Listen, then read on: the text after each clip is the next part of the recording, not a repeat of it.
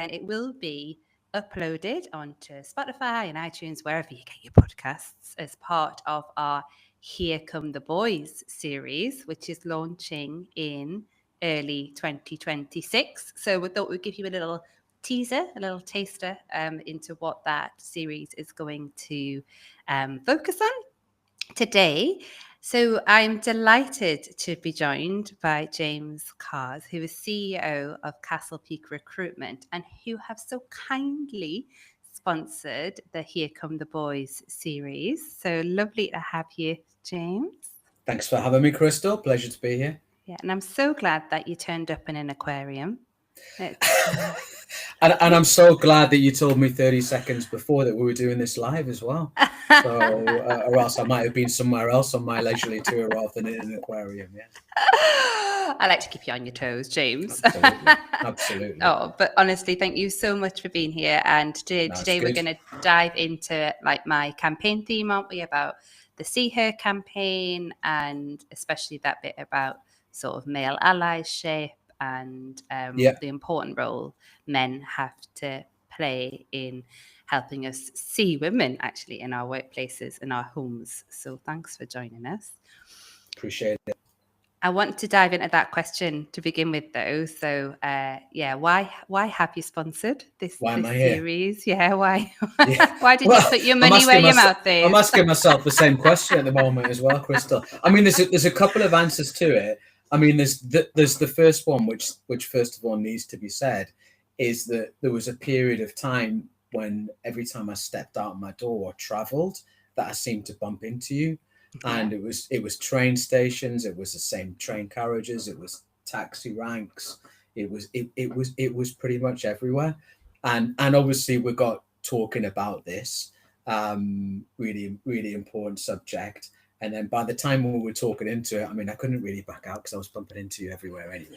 So there's that part that needs to be said. But then more importantly, we discussed this, and obviously, and hopefully a couple of the listeners do, kind of what Castle Peak stands for, and our approach to EDI within what we do, and gender equality plays a massive part in that as well. I have corporate sponsorship as a business with Wish, so over the last couple of years we've attended and sponsored a few events, which have all been absolutely brilliant. They always are. So always look forward to a good Wish event. So I've got that familiarity from that. And then allyship is so important within that. And I always think, we'll talk about this separately, there's never enough men that attend Wish events, actually, and they should do. So if you're listening to it and you are a man, get to an event because they're top class and you will learn, which is really important. And when you told me about the podcast and also the quality of people that you had joining it and their perspective on it, I just thought that's a really good opportunity to align our goals and what we do with what you're doing at the same time as well. There's so much common ground on it. Yeah, definitely. I mean, you could say that it was sort of just fate that we always seem to bump into each other, James, or you could say that I'm a stalker. Or you could say the same of me. It could might be planned. I mean, who knows? You think it's happenstance, but you were on my list. No, it was definitely fate. And I do absolutely hear what you say about more men coming along to Wish events. You've often been the only man in the room at some of our events. And I think the depth of conversation that we get into when we're able to talk to both men and women is brilliant. So thank you for being an advocate for that. So when we are on those long train rides together that we didn't plan, James, what we often hopefully they don't feel that long, but no. What we often get into talking about is the world of recruitment. Yeah. And whether, what role does recruitment have to play in making like our sector more diverse and representative of our tenant base? And obviously we talk a lot about women and getting women into senior roles. Inside Housing have just released today an analysis of the CEO salary report. I saw that, yes. Yeah, which I commented on. So, it's still a big issue, isn't it? Getting sort of women. Gender pay gap is huge. It hasn't gone away. It absolutely hasn't. And, I think we can talk about the progress that we've made in the sector, but also we've still got a long way to go. So what I then seem to try and talk a lot about is that gender lens approach I think we need to take, because that's what my See Here campaign's all about, right? Is putting a gender lens onto all of the decisions that we make. So what does that look like in the world of recruitment, putting a gender lens on your approach to recruitment? I think it's a couple of things. I think the first one, going back to what you said, and also that report that was published, and where we are in terms of gender equality and minimizing gender pay gap and things like that. It's very clear there's still a lot of work to do. What there is more of is more awareness and more people talking about it, which is a good thing, but talk doesn't always lead to action. So direct action, I think that's one of the areas where recruitment, executive search, especially at board and exec level, can actually have true impact by doing that. So in terms of a gender lens approach, I mean, obviously from the way that we work as an organization is to look at all aspects of diversity, not just gender, the full range, going through race, disability, sexuality, everything. But gender is a very, very important part of that still. Yeah. And every time a recruitment project or a senior position becomes vacant, there's an opportunity. It's like if you want to look at people as being products, they're much more than that, but they're the DNA that goes into your business. You have an opportunity, if you like, to upgrade that project and to take it another step forward, rather than just going for the same. Our approach is really quite different to a lot of other search firms, that we don't work with a black book. We don't just move people from one organization to another or regurgitate one shortlist. And this is a lot of the problems with recruitment firms. When I always think, if an organization wants to hire a role, whether it's a board role, whether it's an exec role, you have an opportunity to go out and do it yourself, or you have an opportunity to use a partner. Now, if you're going to pay money and use a partner to do that, it should enhance what you're doing from every perspective, and also maybe give you access to a pool of candidates that you wouldn't through your own network, from unconscious bias, etc. So by adopting an approach where you look for, okay, there's qualifications on a role, you need to fulfill that, experience that's needed as well, but you don't necessarily go to the lowest hanging fruit to find that, because a lot of the time we see this, particularly at that CEO level, when you're talking before, people moving around like the pieces on the chessboard without new people coming through. And that's the opportunity. There's far less, I mean, on that list per se, you might have done when you commented on it, the actual percentage of females who are on the list of CEOs within there. I mean, it's probably under 20%, right? I think across the sector, I think senior leadership representation is in the low 30% is female. Yeah, we're seeing more on exec teams, but and leadership teams and SLTs, but into that number one position. And that's such an important position, because that, everything comes down from the top, doesn't it? And that's why the culture of the organization, the values, and if we get into talking about allyship, and what you can do to support people on their journey and to champion underrepresented groups, it's actually that role that does it. Yeah.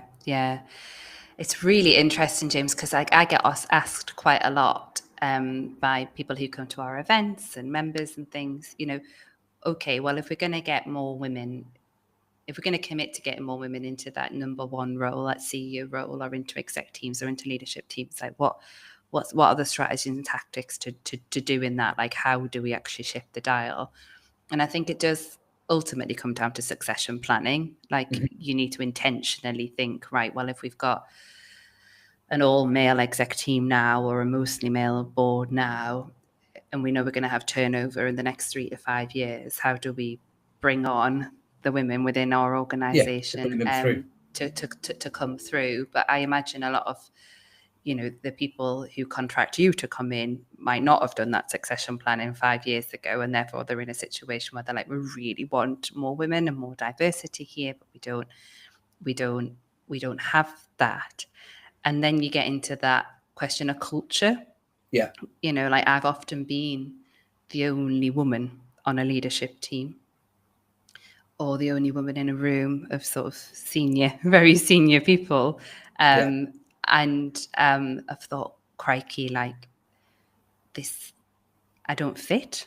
Just, like, so it's a real challenge, isn't it? Because the best case scenario is that you're doing that succession planning, you're building that culture that's inclusive, that a diverse pool of people will want to come into. Yes. But making that initial step when you know you've got to make a change, but it's markedly different from where you are now, is quite It's a challenging for massive step, and organisations.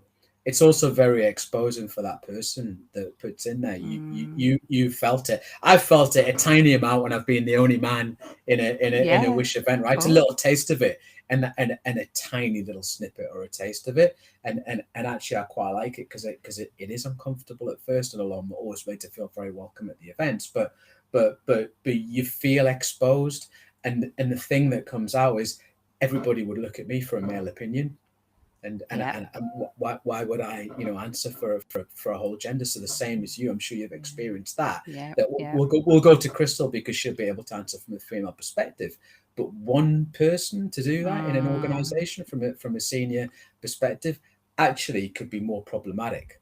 So what my advice on organizations around that, and whether it's they want to diversify more in terms of gender or people from ethnic backgrounds, is you can't put the pressure on one person to do that, because you're actually setting them up to fail and in a fairly uncomfortable position at that. So it needs to be planned better than that. As you said, they may not have a succession plan below. They may not have a layer of executive directors or directors that are coming through, and you can't quickly and easily answer that. So you need to go external. But when you appoint somebody that's background is very, very different, you have to understand the pressure that's going to be around that individual, and they will need friends. Now, some of those friends or allies, if you want to call them, maybe people like myself, Mel, but also they need people who come from a similar perspective. You don't just get that from one person. So it's deeper and it's more complex than that. And it really needs to be planned. Otherwise, you fall into kind of the trap of tokenism, which isn't good for anything. Exactly. Take the box. We've done it. We've hired a woman. Move on. And you might look a little bit more diverse by doing that, but you're certainly not inclusive, and that doesn't give a good message to everybody else. So I think you're right. It needs to be looked at in terms of succession planning, but it also needs to be looked at in terms of recruitment exercise planning. On if you're looking to hire, you've got a set of criteria to do it, but you want to diversify your board and you want to get a female or an exec on your executive team. You really need to think about what that person's going to think when they see that job advert, or they get the approach from somebody like me who rings them up. You're going to do your due diligence. You're going to do your research. You're going to look at that organization. You're going to look through your own lens at their website, at the current makeup of all their teams, at the language that's used within the job advert, at how that comes across. Are you going to be made to feel welcome when you go in there, and are you going to be the first of many people from your backgrounds to bring in, or are you just being a tokenistic hire? Because there's a big difference, right? Yeah, absolutely. And I think one thing I know for sure is that organizations have reputations, and the sector, especially regionally, across the regions, it's just a big family. Everybody seems to know each other, and I think sometimes there can be a bit of a naivety around that. That your V ratings, your C ratings, your G ratings, or what have you, will be enough to sort of attract people to come and think, oh, you're a highly performing housing organisation. But I know that people opt out of applying for roles for certain organisations because there's a reputation there about women there's don't history. Women there's don't historical fit, moves. or people who aren't white don't fit, and that's a massive thing for boards and CEOs to have to proactively challenge. Like, your organization does have that reputation. How do you change that if you are on that change journey? And it has to come, I think, from the chairs and the CEOs standing up and being quite explicit about inclusivity, and diversity, and going above and beyond to change the reputation or the narrative that's around their organization. And I don't think it always happens intentionally. I think it's it's something that can grow over time. And it can't be corrected immediately as well. It's like culture. It's established itself over decades sometimes. Really long periods of time. So, and once that awareness that we talked about before was there, and the recognition for change and the desire to want to do change, there's various steps that you have to go through that. Trying to fix it overnight isn't going to work. And it's actually, it may actually come across in the wrong way, that you're doing it for the wrong reasons as well, or doing it to tick a box because you have to do it. And it's not. So it is, you need to acknowledge the past. You need to acknowledge past mistakes, because as you said, it's a small sector. Everybody knows each other. Stains hang around. They don't wash out easily. But trying to avoid that's there is not the right approach. So it does need to be tackled head on and discussed and talked about, and visibility around it. That's why it would be great to see more senior people going to some of the events and things like that to voice their opinion and talk about their journeys. There's nobody on a perfect journey. There's nobody that can turn around and say, we've nailed it. We've nailed EDI. We've got all the gender pay gaps solved in our organization. We've got a perfect match on our board and our exec team. Everybody's on a journey with it. And that journey has ups and downs. And even when it comes to board now, we've got 6-year tenure on board roles. That brings opportunities, but it means you can have a fantastically diverse board. And then 2 years later, you get hit and you need to go out and recruit and bring in lots of other board members, which can change. It needs to be carefully thought about and planned. So it's never something that's going to go away. It's a constant work in progress. And that's why it's interesting when you look now.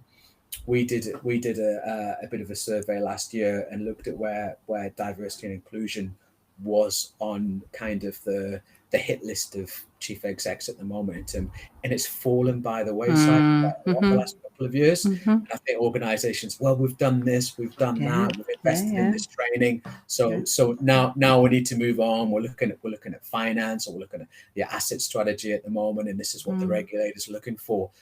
But actually, this is still such an important piece. And if you get all those other pieces right and you haven't got this, I don't think you can do that for a start. But it runs right through the organization, and it's something that you can't just see on a website, but it's something you feel when you step into an organization, right? You visit, like me, you visit a lot of different housing associations. You go through their reception, you get that first point of contact, that meeting, that feeling. Is it welcoming? Is it inclusive? Is everybody welcome through the door here like a tenant should be? Or does it feel a little bit edgy? And I see it in different organizations. And I think the social housing sector, probably, more so than many others, has massive benefits to be found from having a diverse workforce that represents its tenant base. Yes. Because, all of these things that the regulator are asking for and the ombudsman is asking for is, do you know your tenants? Are you speaking with your tenants? Are you delivering services that your tenants need, want? Are you meeting their expectations? And the more your organization reflects those tenants, in how for the better quality of your services, then some of these problems that we're trying to grapple with are easier to solve because you have those voices in the room. So I think it's a shame to hear that EDI is being passed over in place of the regulatory requirements because the regulator isn't being explicit around diversity. But I think they are being implicit in what they're saying around, actually. Well, I don't think you could do the other pieces without it. You've got, you're not going to get a C1 rating voice unless you've got that. That's the thing. Seems like a natural way to do it. It is. So it's still very, very important, and it's something that's not going away, and it can't be ignored. So organizations need to pay a lot of time and a lot of attention to it. Yeah, still seeing a lot of pictures. It drives me mad. And once I put this seed out there, everyone else will see it as well. But you just look at these press releases, and when you look at articles, and it's just still a table full of white men, or three white men stood together, and you're like, we're talking about our tenants here, and it's like, you don't. I think Laura Audeley does that really well, isn't she? Around does this board look like? She does. She calls it out. Yeah. She does, and she's fantastic to talk to as well. And I've got a lot of respect for her. But Yeah, I mean, it's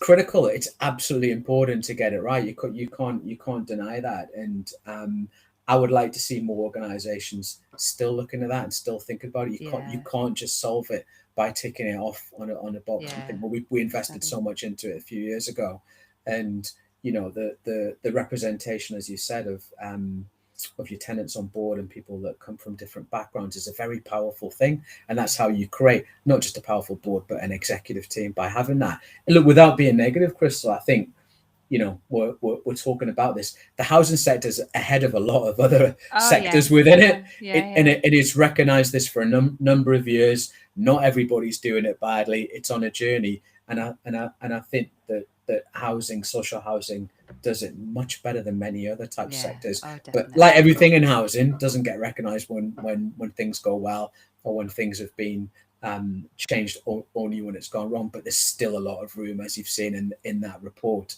Yeah, And going back to your question, how do you get more females into that number one role? Because yeah, it is the most important role, yeah. isn't it? It's great that we've got more on board. It's great that the exec, but that step ahead to Mm-hmm. getting it in there. And it's not just the succession planning. I think it is. Well, it goes back to some of the allyship as well, on how many of those other leaders really feel strongly about allyship, and what it is and what it means. I mean, I know you're supposed to be talking to me, but I would flip that question on you and say, to you, what is an ally? What does it mean? Because it's not a badge, is it? It's not something you can just call yourself. No, no. And I think it's something, you and I've talked about before, this idea of male allies in social housing, because we've got women in social housing. And Yeah. actually, like, what is the role of men sort of showing up in that space and being good allies? Um, so I think if I'm really honest, I think it's about owning the problem. Mm. You've heard me say this before at events, but women didn't create this problem, I didn't make myself like more disadvantaged. That You wasn't didn't pay me. you didn't pay men more money. I didn't do that. And actually, like, for thousands of years, women have been second class citizens. And because we're physically weaker, because we have children, because our health is more complex than men's generally. Um, you know, I don't need to give you a history lesson on how Well, you're women, not, but I am going ru- to say one thing on that. I'm going to correct you on one thing. It's probably not thousands of years. It's probably hundreds of years, because Mm. there's a mass. And I did a bit of research on this, Okay. not for this. I mean, in general, because I'm a geeky, boring guy, and I was doing some qualifications in EDI last year, and I wanted to look deeper. And somebody had challenged me on a post I put on LinkedIn that said something Okay. about the men being hunters and women being Yeah. gatherers, which is always kind of the stereotype of it. But actually, you know what? That wasn't true. In No. many cultures, women were out hunting as well. Women were warriors. There was equality around that. Of course, women would Mm. give birth and have children and have more complexity from the bodies on that and responsibilities. So actually, they were doing a bit more than men, but they weren't staying at home cleaning the house while the men went out and were hunting with Yeah. Yeah. spears and doing this. Women were hunters in most Mm-hmm. cultures and were Mm-hmm. very active on that. It's only really kind of in post-Victorian times, and also advertising, TV culture, media, where the Yeah. stereotype has come Yeah. through. And that It's very probably been the Western. last 100 years. So if you Yeah. look at a Yeah. journey of equality, it was probably there before, then it's got worse, then we've realized it, now we're trying to do something around it. But I mean, I know many women that are physically stronger than men. So it's like, are women weaker than men? I don't know how No. many men could No. go through No. childbirth. I So I suppose. couldn't do that. So it's there's a lot of myths that we've been conditioned on through the media, through condition, that are Yeah. actually not true. So you need to really go, not you, but in general, you need to go back. You need to go back and have a look at history, and turn around and see Yeah. some of the cultures and the places that men and women had together, Yeah. that was actually equal. But it's modern culture and Well, marketing that's changed it. absolutely. And I think to your question there, James, around like what is the role of men in this, then if we're talking about those societal constructs forming over the past few hundred years that persists today, which means, that women still do carry the burden of childcare, are still the the go-to that school will ring if there's a problem, still are the go-to for caring for elderly relatives, still are the go-to for working part-time, to be able to manage all of that unpaid work that they're doing outside of their day job. That societal construct was not created by women. Yeah. That glass ceiling 100%. wasn't put there by women. We weren't sat there saying this is what we want. We just having to get on with it. And that when I speak to people, that's what they say. This is the lot that I've been given Suck in it up. life. I need, So what do men do about that? Well, a bit of ownership, maybe. Like, obviously, you weren't around 200 years ago, James. Like, not you personally, but there is a you are and you've inherited this position that you're in as a man, and therefore I think owning it alongside women. So women in social housing, we will push for women to have a seat at the table, we'll push for equality, we'll push for equity, and just as much we want men to be pushing for that as well, because if we do it together and we own it together, then we'll make change. Whereas if it's just women saying, I'm bored. If I'm honest, James, I'm bored of saying it. It just becomes men and women then, doesn't it? And just a woman's agenda women, that has no difference to men. That's not what we're about. Well, it's just going to go round and round in circles, and you're never going to create allyship from doing that at the same time. So that's I think you're right. It's not my problem. It's not every man today's problem because they weren't there. But there is something you can do about it, and it's what you said before about allyship. It's about standing up. It's about showing up, and it's about talking. You don't just call yourself, and I don't call myself an ally. I mean anybody, right? I'm not putting myself on a pedestal here by any means, but you don't call yourself an ally by saying I support women in the workplace and I do good things. So you need to do more than that. So if you acknowledge the past histories haven't been good and men have been responsible for doing that, definitely. Okay, yeah, it's not personally your fault, but this has really happened. First of all, acknowledge it, understand it, do some research, take it on board, and then think, well, what positive good things can you do now to make that right? What talent do you have in your organization that's coming through to really support them, to really help them on their journey, and to really champion that as well? So it's a collection of doing all of the small wins around that. And also be bold, step out the way.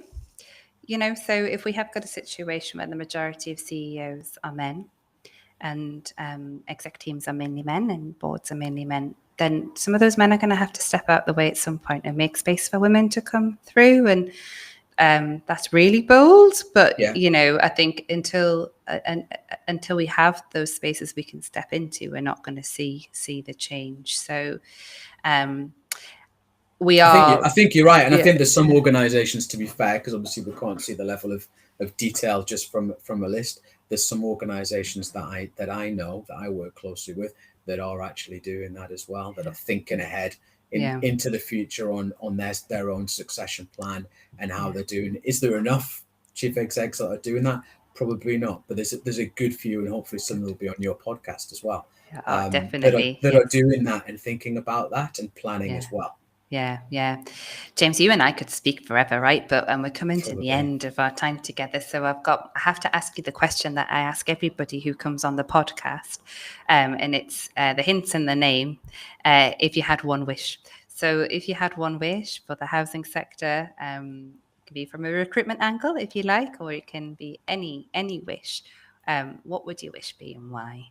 I didn't know you were going to ask me that question, actually. Oh, have you not listened to the podcast? Of course I listened to. But I thought I was going to have a different kind of conversation with you. It would have to be something that was recruitment related, because obviously that's going to resonate with what I was doing. If I had one wish around it, it would be for organizations to really think what's going to happen in the next 2, 3, 4, 5 years ahead. Not just we need to fill a gap now. We've got a role that's coming up, or somebody's just resigned or unexpectedly retired or moved on. Is to actually look at it as not a hole that needs to be filled, but actually an opportunity. There's an opportunity. What can you do with that opportunity to make a difference?